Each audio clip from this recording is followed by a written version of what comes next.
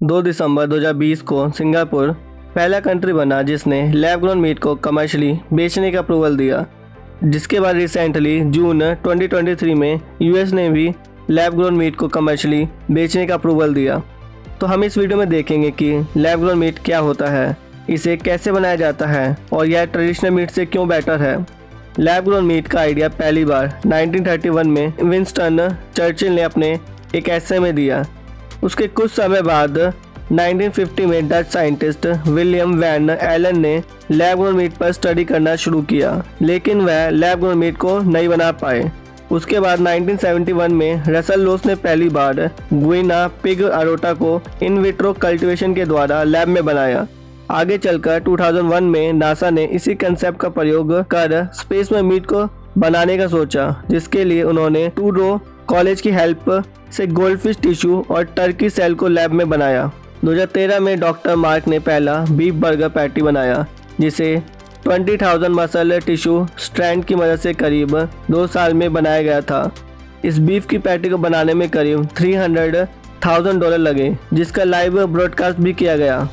अभी करीब 30 से ज़्यादा स्टार्टअप्स हैं जो लैब ग्रोन मीट पर काम कर रहे हैं, जैसे Memphis Meats, Just and Future Meat etcetera, जिनका एम है कि लैब ग्रोन मीट को कॉस्ट इफेक्टिव बनाया जाए ताकि हम ट्रेडिशनल मीट को रिप्लेस कर सकें। लेकिन लैब में मीट को कैसे बनाया जाता है? सबसे पहले हम जिस एनिमल का मीट बनाना चाहते हैं, उस एनिमल के जिस बॉडी पार्ट को हम लैब में ग्रो कराना चाहते हैं, वहाँ से हम बायोप्सी की मदद से स्टेम सेल या मसल सेल को लेते हैं। इसके बाद हम इसे एक बायोरिएक्टर में डालते हैं, जिसमें हम amino acid, sugar, lipid, vitamin और मिनरल को लिक्विड के फॉर्म में डालते हैं, जो सेल को न्यूट्रिएंट्स सप्लाई करता है। अब सेल इन न्यूट्रिएंट्स की मदद से मल्टीप्लाई होने लगता है, जिसके बाद यह एक मसल की तरह अरेंज होने लगते हैं। इसके बाद हम सेल को ट्रिगर कर सेल को फैट और कनेक्टिव टिश्यू में डेवलप करते हैं। अब हम मैकेनिकल और इलेक्ट्रिकल सिमुलेशन की मदद से इन मसल टिश्यू को अलाइन करते हैं और इन्हें ट्रेडिशनल मीट की तरह शेप देते हैं। इसके अलावा हम मीट को 3D प्रिंटिंग के द्वारा भी बना सकते हैं।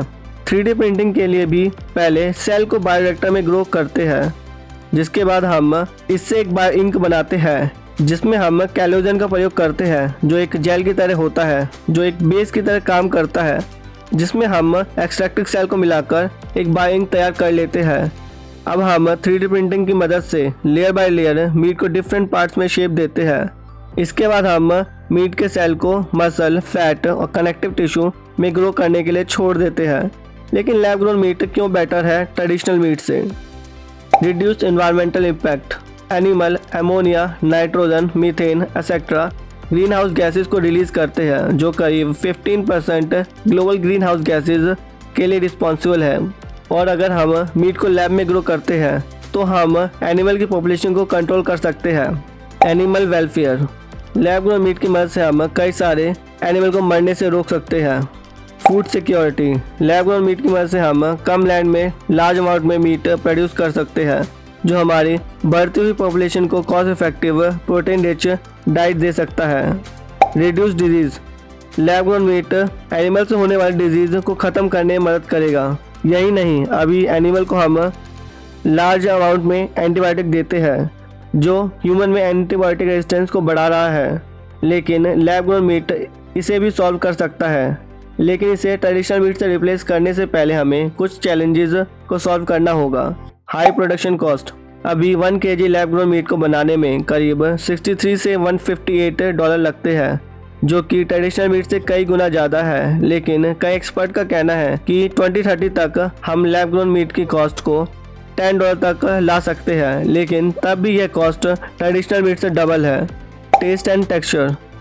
हमने लास्ट डिकेड में लैब ग्रोन मीट पर बहुत काम किया है, जिसने हमें हेल्प किया है इस ब्लेंड मीट को टेंडर और फ्लेवरफुल बनाने में। लेकिन अभी भी लैब ग्रोन मीट के टेस्ट में कुछ इम्प्रूवमेंट बाकी है। यही नहीं, ट्रेडिशनल मीट में बोन होता है, लेकिन लैब ग्रोन मीट में कोई भी बोन नहीं होता है, जिस वजह से हम इसे कई सारी डिशेज में प्रयोग नहीं कर सकते हैं। सपोर्ट करें हमारे साइंटिफिक नॉलेज को हर इंसान तक पहुंचाने के मिशन को by sharing this video. Like करें वीडियो को और सब्सक्राइब करें इस चैनल को। So see you in the next video. Bye bye.